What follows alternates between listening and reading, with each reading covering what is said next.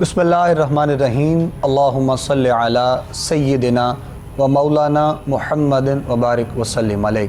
खुदाया बहक़्क़े बनी फ़ातिमा के बरक़ौल ईमा कुनी ख़ातिमा, अगर दावतम रत कुनी वर क़बूल मनो दस्तो दामाने आले रसूल। नाज़रीन मोहतरम, तमाम देखने और सुनने वालों को खुशामदीद कहते हैं। अफ्तार की खुसूसी नशरियात एहतराम रमज़ान हर रोज़ की तरह आज एक मरतबा फिर आप लोग देख रहे हैं अपने मेज़बान अबू बकर सुल्तानी के साथ। तमाम देखने वालों को, सुनने वालों को इंतहाई मोहब्बत और अक़ीदत के साथ सलाम पेश करते हैं। ये नशरियात हर रोज़ आप लोग देखते हैं। आज 20वां रोज़ा और 20वें रोज़े की इफ्तार में एक मरतबा फिर हम आपके सामने हाज़िर हैं। 6B फूड्स के ताउन से, मरहबा शरबत गुलबहार के ताउन से हर रोज़ ये नशरियात आप लोगों के सामने पेश की जाती है। आज अशराए मग़फ़िरत की भी चंद घड़ियाँ बाकी हैं, हमसे जुदा हो रहा है, और उसके साथ साथ हम अशराए निजात के जाने बढ़ रहे हैं। इस माह मुबारक का जो आखिरी अशरा है, और उसके साथ साथ आप सब लोग जानते हैं आज की शब, आने वाली जो रात है, रमज़ान करीम के एतबार से तो रहमतों वाली, बरकतों वाली, अज़मतों वाली है, लेकिन उसके साथ साथ शहादत मौला कायनात हज़रत मौला कायनात शेर खुदा अलीउल मुर्तज़ा आपका यौम शहादत भी इस हवाले से भी है। और उसके साथ साथ जो इस माह मुबारक की आखिरी 10 दिनों में 5 रातों का जो ज़िक्र किया गया, आज यानी ताक़ रात भी 21वीं शब, आज की पहली ताक़ रात भी बनेगी इंशाअल्लाह। और मुमकिन ये भी है कि आज ही की रात पहली जो है वो ताक़ रात हो, शब क़द्र यानी हो। तो ये सारी चीज़ें एक ही दिन में, एक ही रात में माशाअल्लाह आज समाये हुए हैं। और ये मालिक कायनात का हम पर करम है कि परवरदिगार आलम ने हम सब पर ये करम नवाज़ी फरमाई है। ये मुबारक सातें, ये घड़ियाँ, ये लम्हात हम सब को अता की हैं। उसके साथ साथ आज चूँकि 20वां रोज़ा है, अभी नमाज असर हो गई है, और असर के बाद यकीनन वो मोतक़िफ़ हज़रात जो अपने रब के हुज़ूर 10 दिन का एतिकाफ़ करने वाले हैं, वो भी इंशाअल्लाह बस असर और मगरिब के दरमियान मसाजिद में पहुंच जाएंगे, और अपने रब के हुज़ूर 10 दिन दुनियावी तमाम मामलात को तर्क करते हुए अल्लाह और उसके रसूल की रज़ा को हासिल करने के लिए 10 दिन का एतिकाफ़ करने वाले हैं। हम उन तमाम मुतक़िफ़ीन को अपने जानिब से बहुत मुबारकबाद भी पेश करते हैं, पूरी दुनिया में जहाँ कहीं जो है वो एतिकाफ़ किया जा रहा है। और हम इंशाअल्लाह कुछ एतिकाफ़ पर भी बात करेंगे, शहादत मौला कायनात के हवाले से भी कुछ बात की जाएगी, और साथ साथ इंशाअल्लाह अशराए मग़फ़िरत जो हमसे जुदा हो रहा है उस पर भी आज 2-3 चीज़ें मिक्स हैं, यानी बहुत हमने ऐड की हैं इंशाअल्लाह। और उसके साथ साथ यकीनन आप सब लोग जानते हैं 20 रमज़ान के हवाले से एक अज़ीम फ़तह मुसलमानों के लिए, जिसे फ़तह मक्का कहा जाता है, सरकार दो आलम सल्लल्लाहु अलैहि वसल्लम आपका वो अंदाज़ और फ़तह मक्का का वो जो फ़तह मुबीन मुसलमानों को हासिल हुई, उस पर भी इंशाअल्लाह आज के प्रोग्राम में हम बात करेंगे। और गुफ्तगू के लिए जो शख्सियत हमारे साथ प्रोग्राम में मौजूद है, आप सब लोग जानते हैं हर रोज़ की तरह हमारे साथ हमारे आज एक मरतबा फिर मोहतरम, आप सब के मोहतरम, हम सब के हर दिल अज़ीज़ हज़रत अल्लामा साहिबज़ादा पीरज़ादा हफ़ीज़ुल्लाह सोहरवर्दी साहब हमारे साथ प्रोग्राम में आप मौजूद हैं। हम क़िबला पीर साहब को खुशामदीद कहते हैं। अस्सलामु अलैकुम वरहमतुल्लाहि वबरकातुहू। वालेकुम अस्सलाम वरहमतुल्लाह। बहुत शुक्रिया अल्लामा साहब, एक मरतबा फिर आपकी तशरीफ़ आवरी का आज की नशरियात में। उसके साथ साथ नाज़रीन मोहतरम, आप जानते हैं जहाँ पर गुफ्तगू होती है वहाँ पर रूह की तस्कीन के लिए आक़ाए करीम का ज़िक्र भी होता है, और ज़िक्र मुस्तफ़ा के लिए आज हमने जिनको दावत दी थी अलैहिर्रहमा, आपका ख़ूबसूरत कलाम और मारूफ़ कलाम बारहा सुना जाता है, उसके चंद अशार आपने पेश किए। मालिक कायनात आपको मज़ीद इज़्ज़तें अता फ़रमाए। गुफ्तगू की जानिब आते हैं, और क़िबला सोहरवर्दी साहब हमारे साथ हैं, और बहुत से मौज़ूआत आज के दिन में माशाअल्लाह, और यकीनन हम ये समझते हैं कि ये भी करम नवाज़ी है कि मालिक कायनात जो हम निस्बत वाले लोग हैं उनके लिए किसी न किसी निस्बत के एतबार से बख्शिश का परवाना है, और बख्शिश की रात आखिरी है। वैसे तो वही आपकी जुमला पहले दिन से है कि बख्शिश भी रहमत के बगैर नहीं है, और मग़फ़िरत के साथ साथ ही सारे मामलात हैं। तो कहाँ से आगाज़ करना चाहेंगे, क्या गुफ्तगू का आगाज़ होगा आज? बिस्मिल्लाहिर्रहमानिर्रहीम। जहाँ से आप हमारे अमीर हैं, हमारे लीडर हैं, अल्लाह मौला अली की शहादत तो मेरा ख्याल है कल है। जी हाँ, जी हाँ, 21 रमज़ान मुबारक, वो तो सुबह की नमाज का है। और बाकी جہاں سے آپ حکم کریں گے ہم آغاز کر دیں۔ بسم اللہ۔ میں چاہوں گا کہ پہلے اگر تھوڑا سا فتح مکہ کے حوالے سے بات ہو جائے تو پھر اس کے بعد انشاءاللہ ہم، چونکہ ظاہر ہے شہادت کے حوالے سے تو ہم اگر کل بھی بات کر لیں گے مکمل تو انشاءاللہ اس میں کوئی ایسا مسئلہ نہیں ہے، چونکہ 20 کی نسبت جو فتح مکہ کے اعتبار سے ہے، پھر جو بعض جگہ پر سننا ہے پڑھا ہے کہ تاریخ کا کوئی آگے پیچھے بھی معاملہ ہے تو اس کی بھی وضاحت آپ کر دیں اپنے انداز میں۔ بسم اللہ۔ بسم اللہ الرحمن الرحیم۔ اللہم صلی علی سیدنا و مولانا محمد وعلی آل سیدنا و مولانا محمد مبارک وسلم علیہ۔ بہت شکریہ آپ کا۔ فتح مکہ جو ہے اس میں دو چیزوں پہ تھوڑا سا اختلاف رائے ہے۔ ایک سٹے پہ ہے حضور کا کہ مکہ میں مکہ کو فتح کرنے کے بعد کتنے دن سٹے ہے، اور ایک آپ کا کہ کس تاریخ کو مکہ فتح ہوا ہے۔ ایک تعداد پہ بھی ہے کہ کتنے ہزار کا لشکر تھا۔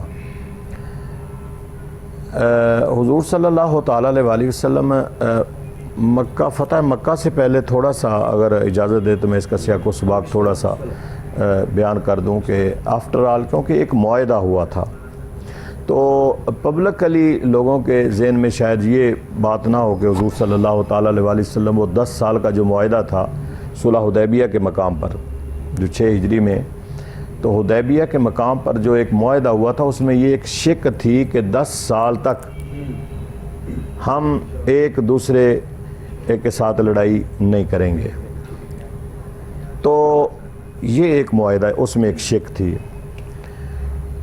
اب یہ معاہدہ تو ہو گیا، واپس بھی آ گئے، لیکن ایسا کیا ہوا کہ 8 ہجری کو رسول اللہ صلی اللہ تعالیٰ علیہ وسلم، ایک روایت 10,000 اور ایک روایت 12,000 کا ایک لشکر لے کے تو آپ مکہ پر چڑھائی کرتے ہیں۔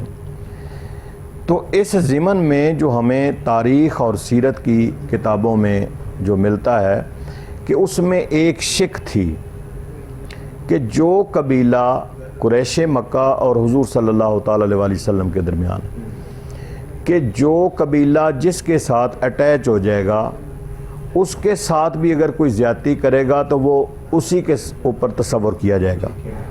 اس میں 2 قبیلے تھے، ایک بنی بکر ہے اور ایک بنی خزاع ہے۔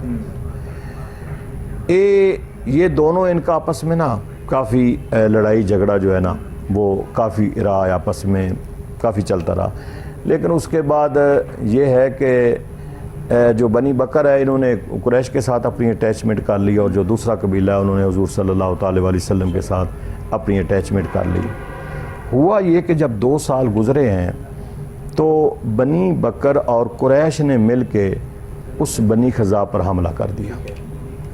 اب ایسا حملہ کیا کہ بعض کتابوں میں لکھا ہے کہ کوئی 23 کے قریب جو ہے ان کے بندے جو ہیں وہ مارے گئے۔ ایون کہ حرم پاک کے اندر بھی جو بنی بکر کے عوام تھے انہوں نے تو کوئی ان کو نہیں کہا، لیکن جو ان کے سردار تھے، لیڈران تھے، انہوں نے کعبہ کے اندر بھی ان کو مارا۔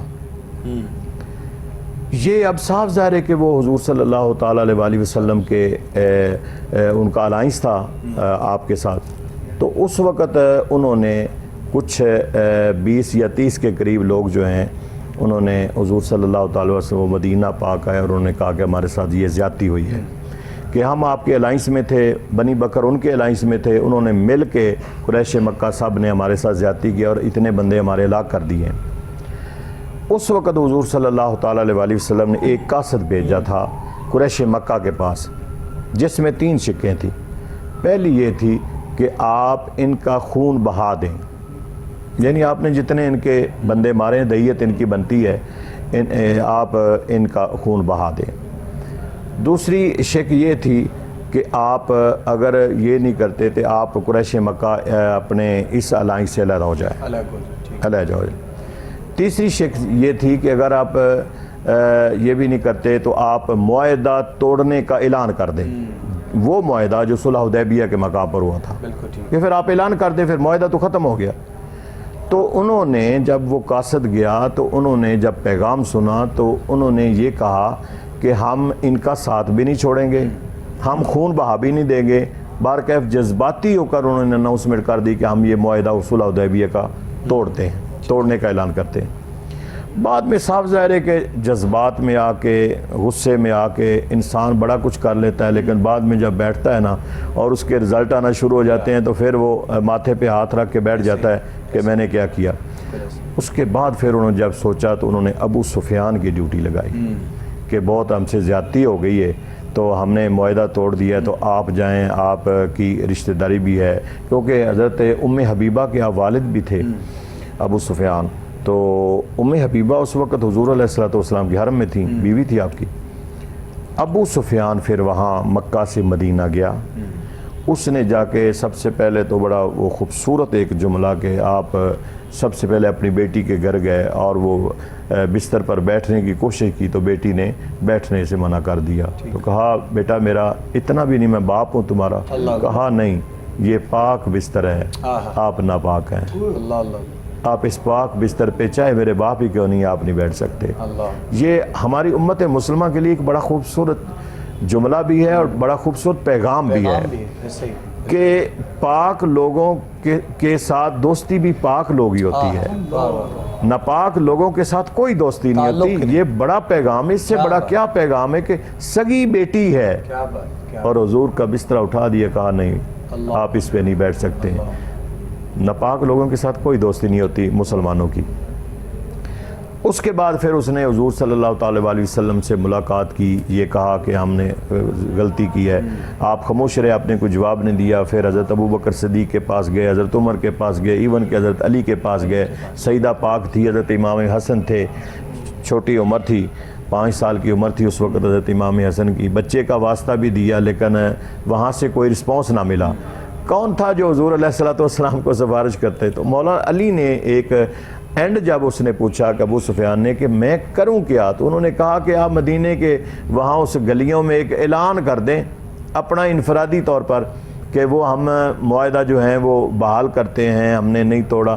اس نے کہا آگے سے اگر کسی نے جواب نہ دیا تو کہا پھر تیری مرضی ہے, پھر میں تو کچھ نہیں کہہ سکتا.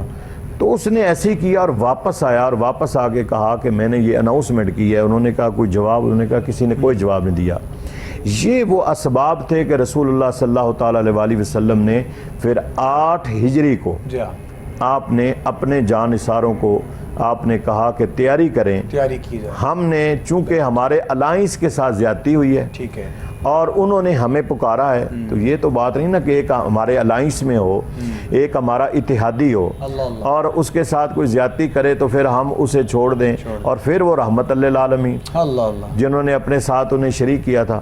تو اس کنڈیشن میں آپ نے اپنے لشکر کو 2 روایتوں کے مطابق 10 اور 12, لیکن اتفاق یہ کیا گیا کہ جب ہو سکتا ہے نکلے ہوں مدینہ پاک سے تو 10,000 کا لشکر ہو, 2 رستے سے مل گیا ہو 12,000 کا لشکر, وہ پھر فتح مکہ کے قریب پہنچتا ہے. اور وہاں جا کے پھر آپ نے کچھ پہلے ہی مکہ سے پہلے ہی آپ نے اپنا جو ہے نا اپنے خیمے لگا لیے. ایک بہت بڑا وسیع میدان ہے.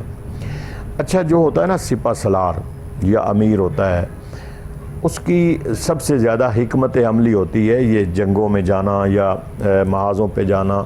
ایسے نہیں ہر ایک کو سپہ سالار مقرر کر دیا جاتا, کیونکہ سپہ سالار بڑی اہمیت کا حامل ہوتا ہے. حضور صلی اللہ تعالیٰ علیہ وسلم بنفس نفیس سپہ سالار تھے, اور باقی بھی جو انہوں نے سپہ سالار مقرر کیے ہیں جو تاریخ اسلام کے اندر موجود ہیں.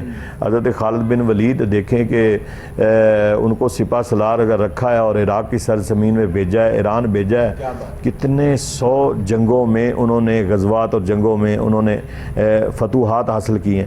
حضرت سعد بن ابی وقاص ہیں, اس کے علاوہ اور بھی ہیں. حضرت اسامہ کو 17 سال کی عمر میں مقرر کر دیا. تو اس لیے یہ ایک سیاق و سباق تھا فتح مکہ کا. اور انشاءاللہ پھر آگے خوبصورت گفتگو ماشاءاللہ جناب قبلہ حفیظ اللہ سہروردی صاحب نے آغاز کیا فتح مکہ کے حوالے سے. اور چونکہ ابھی آج کی جو شب آنے والی ہے یعنی 21 رمضان کی شب ہوگی, تو شہادت کا جو دن ہے یعنی وہ 21 کا ہے, تو ابھی اس کے لیے کچھ وقت باقی. تو اسی لیے ہم نے سوچا کہ ہم کل بھی کچھ انشاءاللہ شہادت مولا کائنات کے حوالے سے بات کریں گے. تو آج چونکہ 20 رمضان کی افطار ہے اور 20 رمضان کے اعتبار سے فتح مکہ کے حوالے سے ہم نے سوچا کہ کچھ بات کی جائے. اور اس کے ساتھ ساتھ انشاءاللہ ابھی آگے چل کر کچھ ایک دو مزید پہلو بھی ان پر بات کی جائے گی، اور پھر اس کے ساتھ ساتھ کچھ عشرۂ مغفرت کی جو چند بس گھڑیاں باقی ہیں ان پر بھی انشاءاللہ ہم بات کریں گے۔ یہاں پر ہم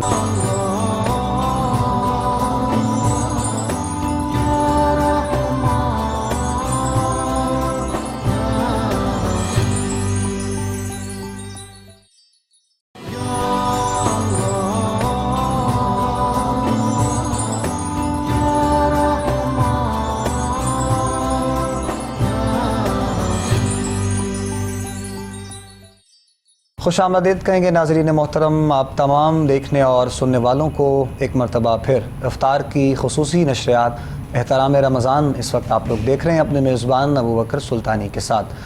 فتح مکہ کے حوالے سے ہماری آج کے اس نشریات میں حضرت علامہ صاحبزادہ قبلہ حفیظ اللہ سہروردی صاحب آپ کے ساتھ گفتگو بھی جاری ہے، اور ابھی بریک پہ جانے سے پہلے انتہائی خوبصورت انداز میں میاں غلام محمد صاحب نعت رسول مقبول پیش کر رہے تھے، اور بہت مقبول کلام اور بزرگوں کے حوالے سے اور اللہ کے ولیوں کی صحبت میں بیٹھ کر یہ پڑھنے والا کلام اور یہ کیفیات کو محسوس کیا جاتا ہے۔ ماشاءاللہ خوبصورت کلام آپ نے پڑھا۔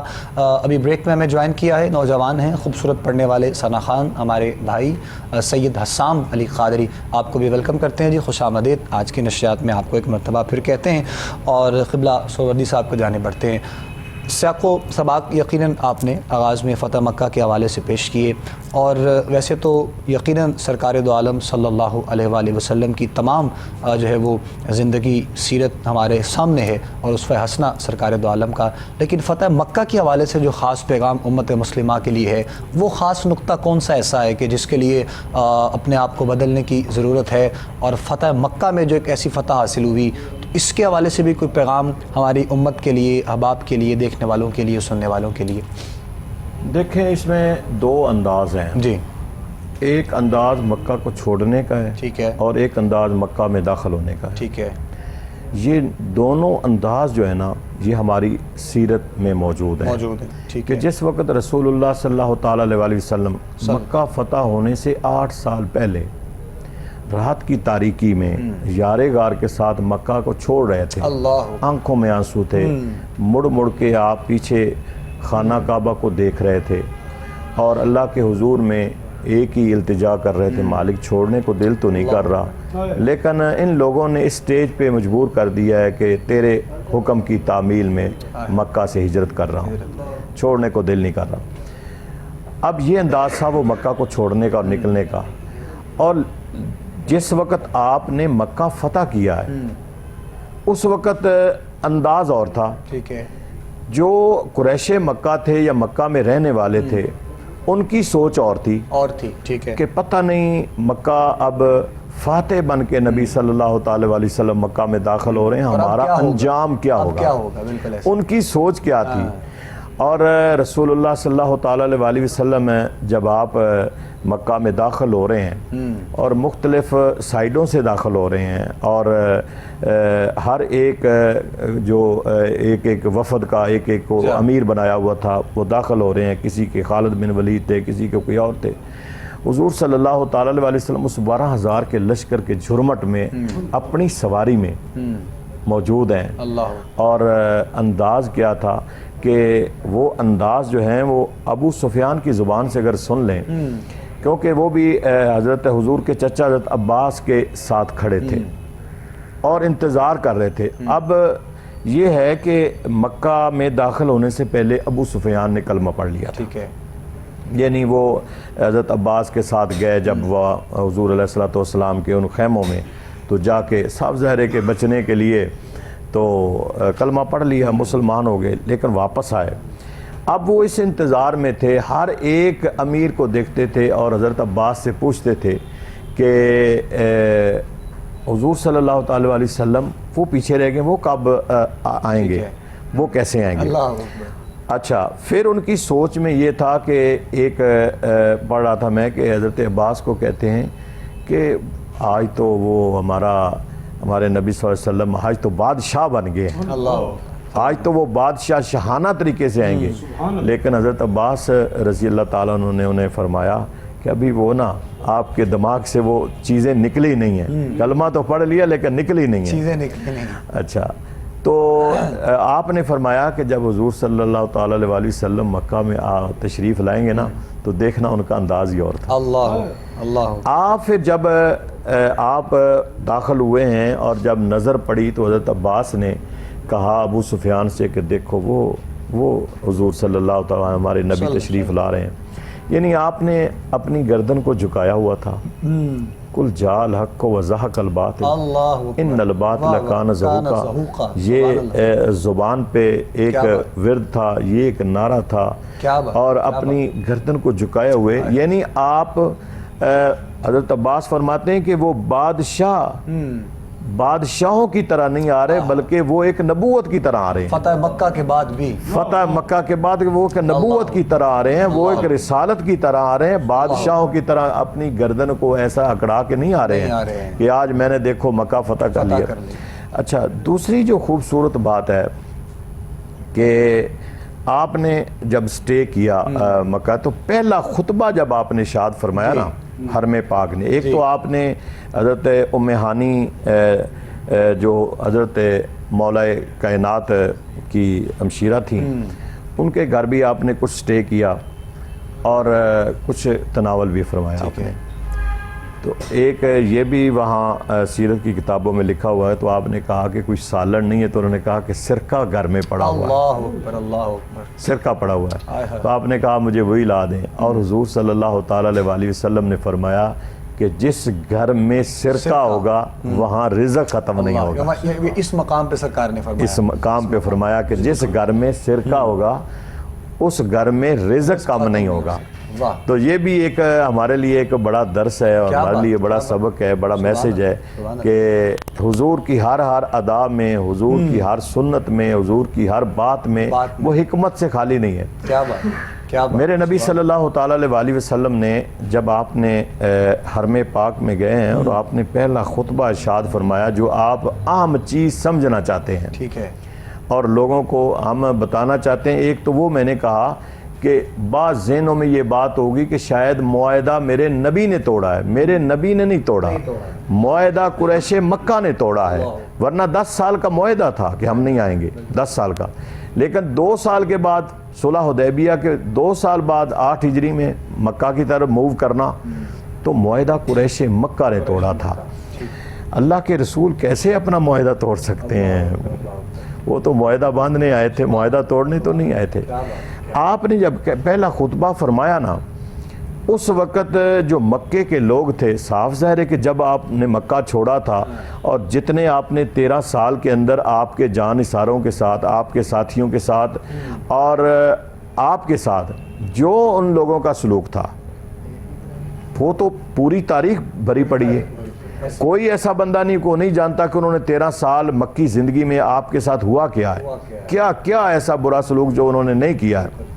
اب وہ لوگ ڈرے ہوئے تھے، بڑے پریشان تھے، بڑے ڈرے ہوئے تھے کہ پتہ نہیں آج سہمے ہوئے تھے کہ آج پتہ نہیں ہمارے ساتھ کون سا اعلان ہوگا. کیونکہ مہاجرین کی انہوں نے جائیدادوں پہ، پراپرٹیوں پہ قبضے کر لیے ہوئے تھے، گھروں پہ ان کے قبضے تھے، زمینوں پہ ان کے قبضے تھے، مال جان ان کے قبضے تھے، یعنی ہر ایک چیز پہ وہ قابض تھے.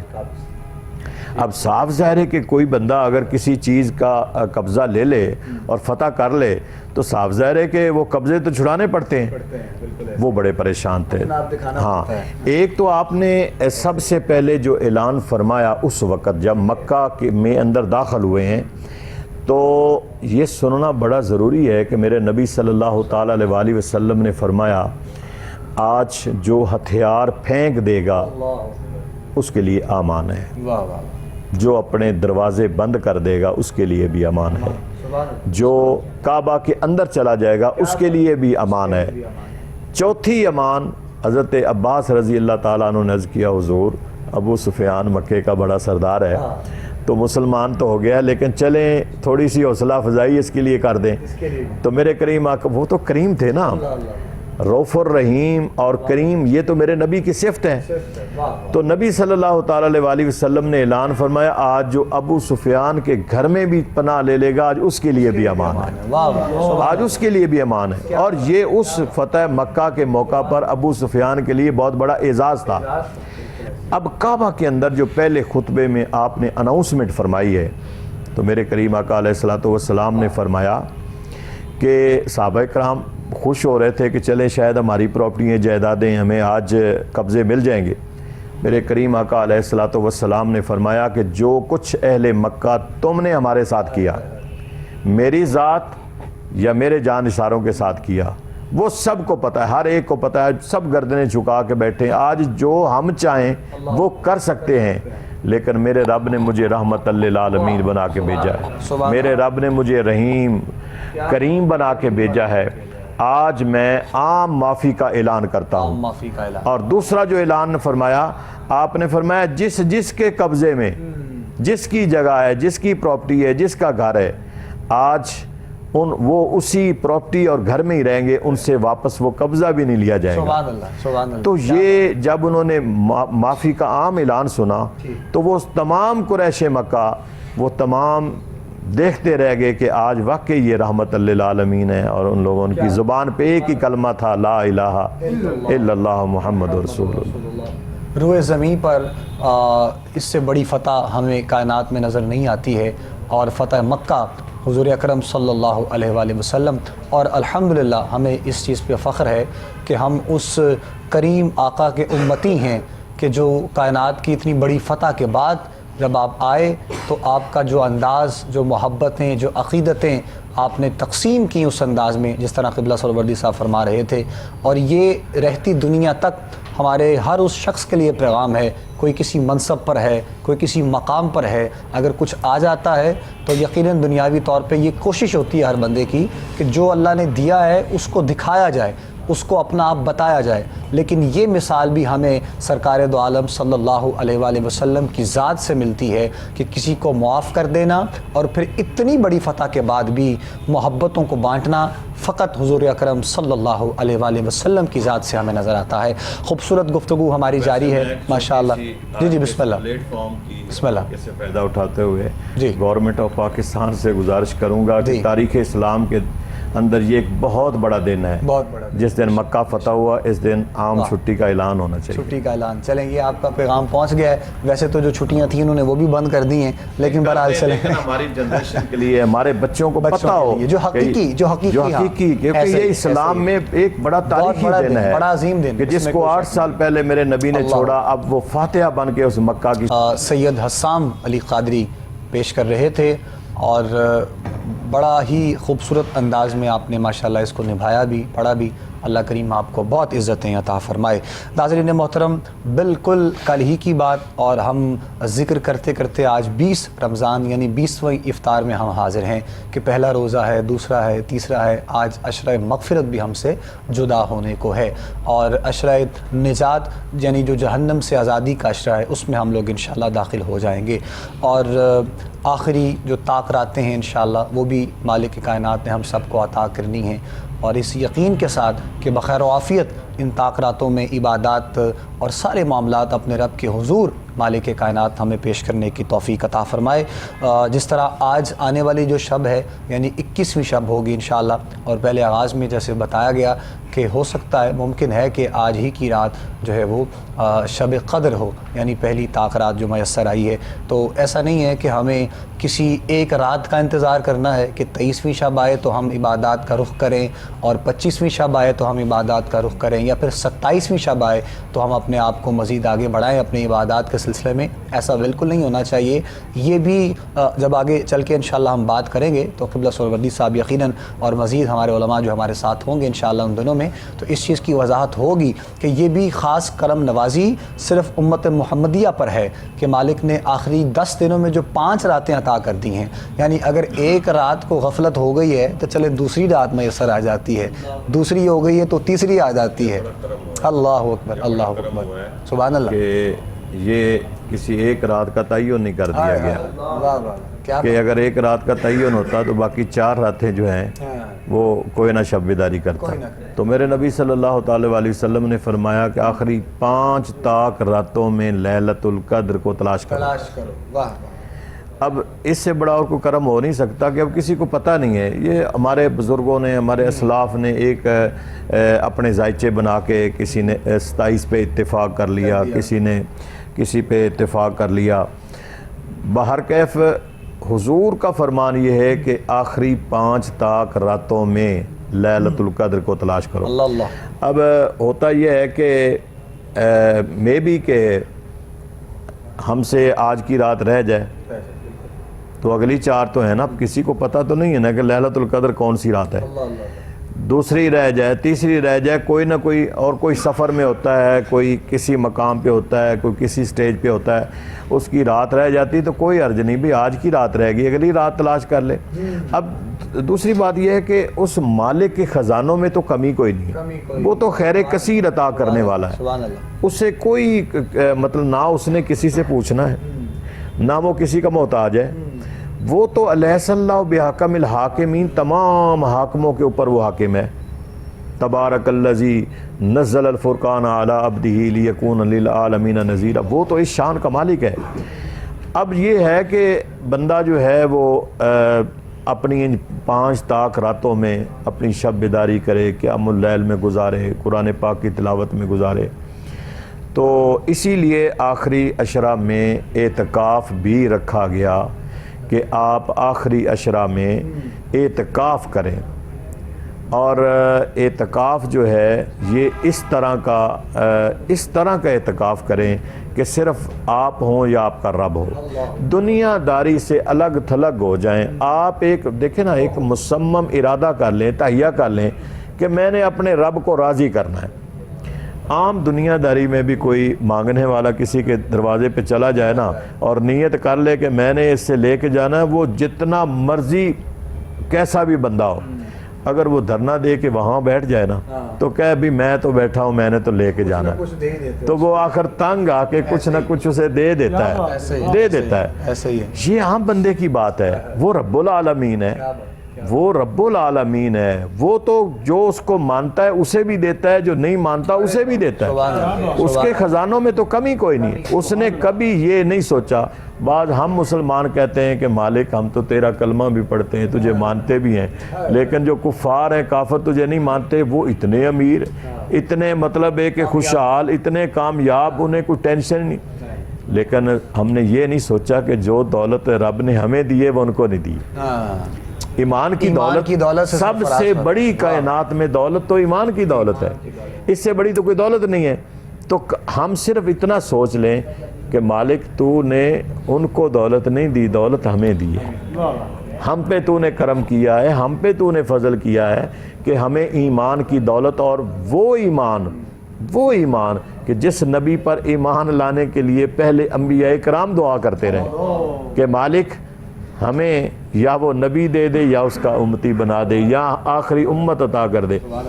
تو بات یہ ہے کہ ہمیں سب سے ایمان کی دولت سے اللہ نے ہمیں نوازا ہے. تو اس لیے جب ہم یہ ایک آج معتکف حضرات اعتکاف کر رہے ہیں، ہم بھی وہ 10 دن کا ایک دھرنا دے کے بیٹھ جائیں گے اور تہیہ کر لیں گے، دنیا داری سے کٹ آف ہو جائیں گے کہ ہم نے لے کے جانا مالک سے، مالک کو راضی کرنا ہے. بھائی وہ تو مالک تو 2 قطرے آنسوؤں کے آپ بہا دیں تو رب راضی ہو جاتا ہے. آپ کی نیت ٹھیک ہونی چاہیے. کریم ہے، 2 آنسو بہا دیں. صرف آپ دیکھیں نا قرآن پاک میں وَلَوْ أَنَّهُمْ إِذْ ظَلَمُوا أَنفُسَهُمْ جَاءُوكَ فَاسْتَغْفِرُوا اللَّهَ وَاسْتَغْفَرَ لَهُمُ الرَّسُولُ لَوَجَدُوا اللَّهَ تَوَّابًا رَحِيمًا. تم نے اپنی جانوں پہ ظلم کر لیا تو میرے محبوب کے در اقدس پہ آ جاؤ. وہ کتنے خوش نصیب لوگ ہیں جو ماہ مقدس میں جا رہے ہیں حضور کے در اقدس پہ. اور اس میں بھی علماء فرماتے ہیں کہ رب نے کوئی قید نہیں رکھی کہ مدینے جاؤ گے تو معافی ملے گی. وہ بھائی کسی کونے میں بیٹھ جاؤ، کسی جگہ پہ بیٹھ جاؤ، وہاں مصطفیٰ پہ 2 زانو بیٹھ کر محبت کے ساتھ درود و سلام پڑھو اور 2 آنسو بہاؤ اور کہو اللہ کی بارگاہ میں مالک میں تیرے محبوب کی بارگاہ میں آیا ہوں، میں نے دروشی پڑھا ہے، میں نے حضور کی بارگاہ میں تجھ سے معافی مانگتا ہوں، مجھ سے تو اللہ تو وہی معاف، جاؤ کا فی المدینہ تو نہیں کہا، وَلَوْ أَنَّهُمْ إِذْ ظَلَمُوا أَنفُسَهُمْ جاؤ کا فی المدینہ نہیں ہے، جاؤ کا، جو جا سکتے ہیں وہاں جائیں، جو نہیں جا سکتے ہیں امت میں اتنا کرم فرما دیا کسی کونے پہ بیٹھ جاؤ اور وہاں جا کے دعا مانگو اللہ۔ تو اس لیے میں سمجھتا ہوں کہ اعتکاف کرنے والوں کے لیے بھی اور جو اعتکاف نہیں کر رہے، اب جو ہماری خواتین ہیں انہیں اپنے گھر میں اعتکاف کرنا چاہیے اور مردوں کو مسجد میں اعتکاف کرنا چاہیے۔ تو اعتکاف اجتماعی طور پہ بھی تو خواتین کا جو ہوتا ہے کسی مرکز میں تو وہ ٹھیک ہے، وہاں پر وہ کرتے ہیں اعتکاف، ایک اجتماعی بھی ہو سکتا ہے، مطلب اعتکاف کے جو ان کے قواعد و ضوابط ہیں نا، مین چیز ہے اس پہ عمل کرنا ہے۔ اچھا پھر دیکھیں جدت آ رہی ہے، اصل تو دیکھیں نا جو مسئلہ ہے عورت کے لیے، عورت اپنی نماز بھی اگر طے خانہ ہے تو اس میں پڑھے، طے خانے میں پڑھے وہ زیادہ افضل ہے، طے خانے میں نہیں پڑھ سکتی وہ گھر کے کمرے کے اندر نماز پڑھے وہ زیادہ افضل ہے۔ اللہ اگر یہ دونوں چیزیں نا تو پھر وہ باہر کہیں پڑھ سکتی ہے، لان میں جہاں بھی اس کا سین ہو، لیکن سب سے جو افضل ترین ہے کہ وہ طے خانے میں جا کے پڑھے۔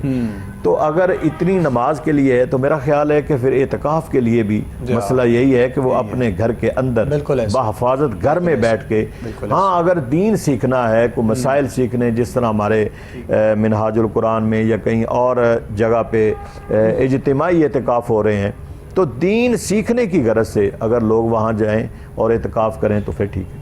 اعتکاف کے حوالے سے بھی قبلہ سہروردی صاحب گفتگو فرما رہے ہیں، اور تمام دیکھنے والوں سے سننے والوں سے جو معتکف حضرات اس نیت سے، اب تو ظاہر ہے وہ مغرب قریب ہے، اب تو مساجد میں ہوں گے، تو چلیں اگر کوئی پیغام بھی ہم تک یعنی ہماری طرف سے ان تک پہنچے تو اس حوالے سے پہنچنا چاہیے کہ جس طرح علامہ صاحب نے کہا کہ جدید دور آ گیا ہے، تو جو ایڈوانس اعتکاف ہے اس سے کنارہ کیا جائے، حقیقی معنوں میں اللہ اور اس کے رسول کی رضا کو جو حاصل کرنا ہے، اسپیشلی ہماری نوجوان نسل کے لیے، ہماری یوتھ کے لیے، ان کے لیے بہت زیادہ یہ ضروری ہے کہ جو نئے طریقے ہیں ان سے اجتناب کیا جائے، اللہ اور اس کے رسول کی بارگاہ میں لو لگانی ہے، حقیقی معنوں میں اپنے رب کے قرب کو حاصل کرنا ہے، تو تمام چیزوں کو ترک کرتے ہوئے ہمیں اعتکاف کرنا ہے، اپنے رب کے حضور عبادات کا اہتمام کرنا ہے، راتوں کو قیام کرنا ہے، تاکہ جو حقیقی معنوں میں اعتکاف کا جو مقصد ہے وہ ہم سب کو حاصل ہو سکے۔ اور جو ہماری خواتین ہیں، مائیں بہنیں بیٹیاں جو دیکھ رہی ہیں سن رہی ہیں، ان کے لیے بھی یہ پیغام ہے کہ جن چیزوں سے شریعت ہمیں منع کرتی ہے ان سے ہمیں اپنے آپ کو جو ہے وہ روکنا ہے،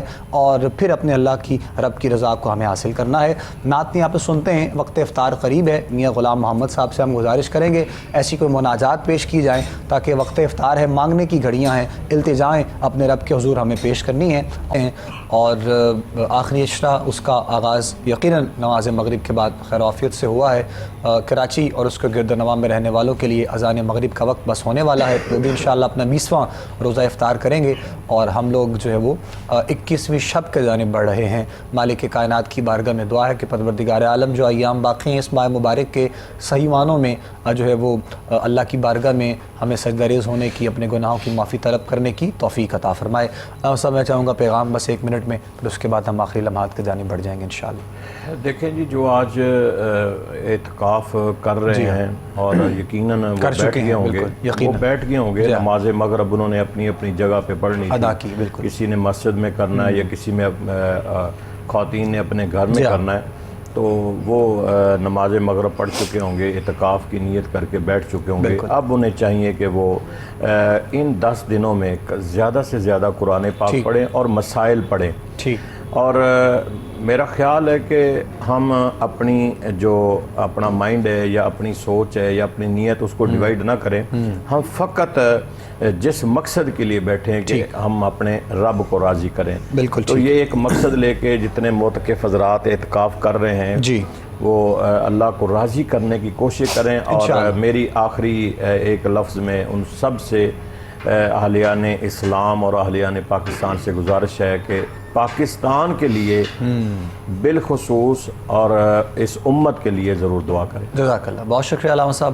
ناظرین محترم، آخری لمحات میں شکریہ ادا کروں گا اپنے تمام مہمانوں کا۔ حضرت علامہ صاحبزادہ حفیظ اللہ سہروردی صاحب ہمارے ساتھ ہر روز کی طرح ہوتے ہیں ماشاءاللہ، اور اس کے ساتھ ساتھ ہی ہماری نشریات میں سید حسام علی قادری نعت کے لیے آئے، محمد ایان یہ چھوٹا بیٹا ہمارا بہت اچھی نعت پڑھی ماشاءاللہ، سید حسام قادری ہی آخر میں کلام پیش کریں گے اور ہم آپ سے رخصت لیں گے اسی کلام کے ساتھ انشاءاللہ۔ کل ہماری آپ سے ملاقات ہوگی انشاءاللہ 21 رمضان کی افطار میں۔ اپنا بہت سا خیال رکھیے گا، دعا میں یاد رکھیے گا۔ السلام علیکم ورحمۃ اللہ وبرکاتہ۔